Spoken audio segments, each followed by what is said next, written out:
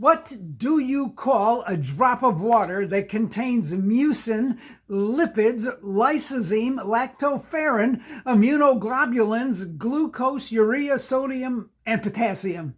I'll tell you. But first, it's the 19th of March, 2021, and this is Thomas Ramundo with this week's Friday Focus on Faith. So, what do you call a drop of water that contains mucin, lipids, lysosine, lactoferrin, immunoglobulins, glucose, urea, sodium, and potassium?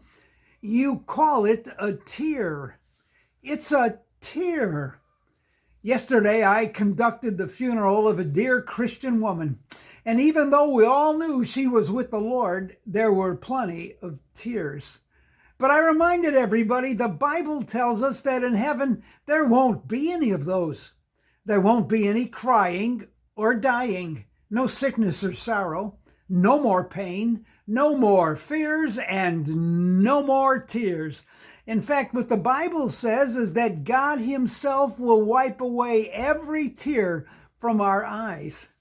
We can't help but cry when loved ones pass on, and there's nothing wrong with that. We're even told Jesus wept a few times, most notably at a good friend's grave. Tears are sparkling drops of liquid emotion pouring out of the depths of our heart. And most of our earthly tears come from loneliness or loss, from heartache or heartbreak, from sickness or struggle or sorrow. But there will be no such experiences in heaven, thus none of the crying those things cause.